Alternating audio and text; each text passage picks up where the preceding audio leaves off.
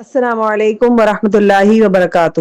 الحمد للہ وکفا وسلام علی عباد الذین اصطفیٰ، اما بعد فاعوذ باللہ من الشیطان الرجیم، بسم اللہ الرحمن الرحیم۔ قال اللہ تعالی فی القرآن الکریم وما ارسلناک الا رحمۃ للعالمین، اور بے شک ہم نے آپ کو تمام جہانوں کے لیے رحمت بنا کر بھیجا۔ آج ہم رسول اللہ صلی اللہ علیہ وسلم کا حلیہ مبارک دیکھیں گے، ان کے اخلاق اور اوصاف کو جانیں گے۔ اللہ تعالیٰ نے رسول اللہ صلی اللہ علیہ وسلم کو باطنی کمال سے نوازا تھا اور ظاہری جمال سے بھی۔ ان کو بیان کرنا ممکن نہیں ہے۔ کچھ اشارات آج ہم یہاں پہ دیں گے انشاءاللہ تعالیٰ، جس سے ہم رسول اللہ صلی اللہ علیہ وسلم کا حلیہ مبارک سمجھ سکیں گے۔ سب سے پہلے حضرت ام معبد رضی اللہ عنہا کی زبانی سمجھتے ہیں۔ انہوں نے فرمایا، چمکتا رنگ، روشن چہرہ، خوبصورت جسمانی بناوٹ، نہ موٹاپا نہ ہی گنجا پن، خوبصورتی کے ساتھ ڈھلا ہوا پیکر، بھاری آواز، لمبی گردن، سفید و سیاہ آنکھیں، سیاہ سرمگی پلکیں، باریک اور باہم ملے ہوئے ابرو، چمکدار کالے بال، خاموش ہوں تو باوقار، گفتگو کریں تو پرکشش، دور سے دیکھنے میں سب سے روشن، قریب سے سب سے خوبصورت اور شیریں، گفتگو میں چاشنی، بات واضح اور دو ٹوک، نہ مختصر نہ فضول، انداز ایسا گویا لڑی سے موتی جھڑ رہے ہیں، نہ سخت چہرے والے اور نہ ہی فضول باتیں کرنے والے۔ حضرت علی کی زبانی دیکھ لیتے ہیں۔ آپ صلی اللہ علیہ وسلم نہ لمبے تڑنگے تھے نہ بہت زیادہ پست قد، لوگوں کے حساب سے درمیانہ قد تھا ان کا، بال نہ زیادہ گھنگریالے تھے اور نہ ہی بالکل کھڑے کھڑے، دونوں کے بیچ بیچ کی کیفیت تھی۔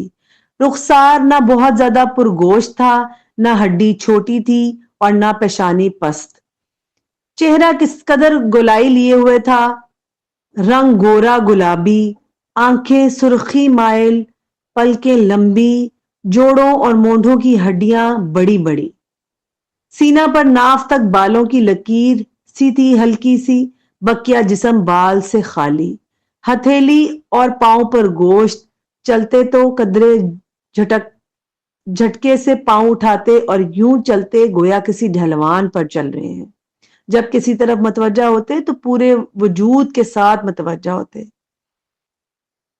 حضرت انس رضی اللہ عنہ کی زبانی سن لیتے ہیں۔ آپ صلی اللہ علیہ وسلم کی ہتھیلیاں کشادہ تھیں اور رنگ چمکدار تھا، نہ ہی خالص سفید اور نہ ہی سانولا۔ وفات کے وقت تک چہرہ اور سر کے 20 بال بھی سفید نہ ہوئے تھے، صرف کن پٹی کے بالوں میں سفیدی تھی اور چند بال سر کے سفید تھے۔ میں نے کوئی حریر و دباج ریشم جیسے کپڑے نہیں چھوئے جو رسول اللہ صلی اللہ علیہ وسلم کی ہتھیلیوں سے نرم رہا ہو، اور نہ کبھی کوئی عنبر یا مشک یا کوئی ایسی خوشبو سونگی جو رسول اللہ صلی اللہ علیہ وسلم کی خوشبو سے بہتر ہو۔ حضرت برا کی زبانی سن لیتے ہیں۔ بال دونوں کانوں کی لوح تک پہنچے تھے۔ آپ صلی اللہ علیہ وسلم کا چہرہ سب سے زیادہ خوبصورت تھا اور آپ صلی اللہ علیہ وسلم کے اخلاق سب سے بہتر تھے۔ حضرت جابر بن سمرہ رضی اللہ عنہ کی زبانی سنتے ہیں۔ ہنستے تو صرف مسکراتے، تم دیکھتے تو کہتے کہ آپ صلی اللہ علیہ وسلم نے آنکھوں میں سرما لگا رکھا ہے، حالانکہ سرما نہ لگا ہوتا۔ جس رستے سے آپ صلی اللہ علیہ وسلم گزرتے، آپ کی خوشبو کی وجہ سے لوگ پہچان لیتے کہ رسول اللہ صلی اللہ علیہ وسلم یہاں سے گزرے ہیں۔ اب رسول اللہ صلی اللہ علیہ وسلم کے اخلاق اور اوصاف کی بات کر لیتے ہیں۔ رسول اللہ صلی اللہ علیہ وسلم فصاحت و بلاغت میں ممتاز تھے۔ اللہ تعالیٰ نے آپ صلی اللہ علیہ وسلم کو جوامع الکلم سے نوازا تھا۔ آپ صلی اللہ علیہ وسلم ہر قبیلے سے اسی کی زبان اور محاوروں میں گفتگو فرماتے۔ بردباری، قوت برداشت، قدرت کے باوجود معاف کرنا اور مشکلات پر صبر کرنا، یہ آپ صلی اللہ علیہ وسلم کی خصوصیات تھی۔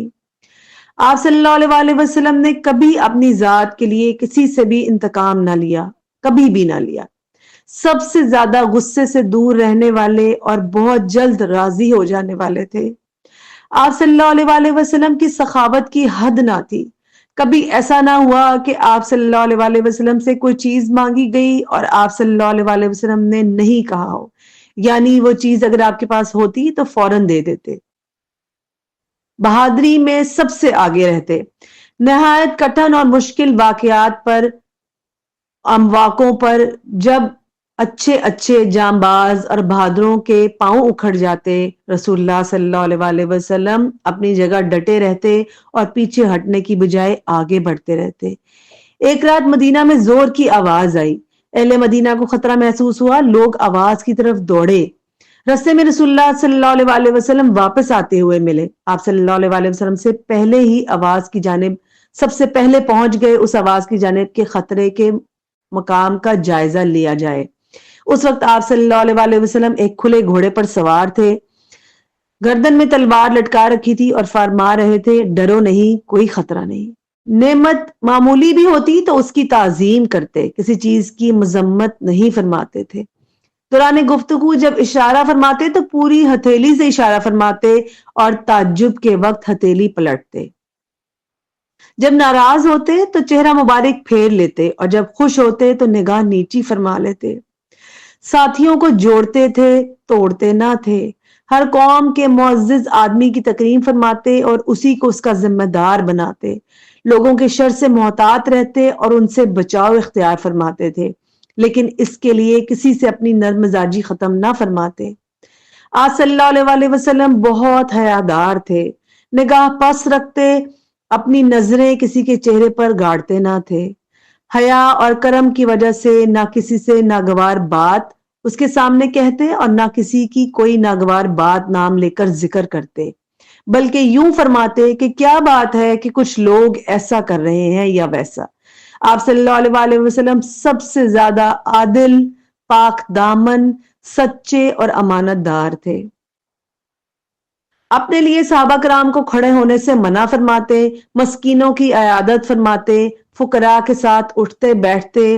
صحابہ کرام رضی اللہ عنہم کے درمیان کسی امتیاز کے بغیر ایک عام آدمی کی طرح بیٹھ جاتے، یعنی رسول اللہ صلی اللہ علیہ وآلہ وسلم میں تکبر بالکل بھی نہیں تھا.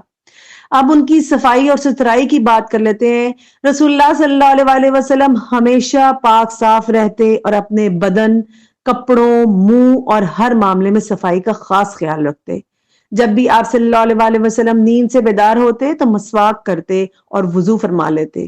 کسی کو گندا دیکھتے تو اسے صفائی کے ساتھ رہنے کی نصیحت فرماتے. آپ صلی اللہ علیہ وآلہ وسلم کو خوشبو بہت پسند تھی، یعنی عطر وغیرہ. آج ہم نے رسول اللہ صلی اللہ علیہ وآلہ وسلم کی ساری عادات اور اخلاق اور ہر چیز کا مطالعہ کیا. اب اسی کو سامنے رکھتے ہوئے ہم نے اپنا جائزہ لینا ہے اور پوری کوشش کرنی ہے کہ آپ کے اخلاق کی کچھ جھلک ہمارے اندر بھی آ جائے. رسول اللہ صلی اللہ علیہ وآلہ وسلم نے فرمایا کہ مومنوں میں سے سب سے کامل ایمان والا وہ ہے جو سب سے بہتر اخلاق والا ہو. یہ ابو داؤد کی روایت ہے. اللہ تعالی ہمیں ان سب چیزوں کو اپنے عمل میں شامل کرنے کی توفیق عطا فرمائے. اللہ تعالی ہمیں ان کے امتی ہونے کا حق ادا کرنے کی توفیق عطا فرمائے اور قیامت کے دن ہمیں ان کی شفاعت نصیب فرمائے. آمین یا رب العالمین. سبحانک اللہم و بحمدک، نشہد ان لا الہ الا انت، نستغفرک و نتوب الیک. السلام علیکم ورحمۃ اللہ وبرکاتہ.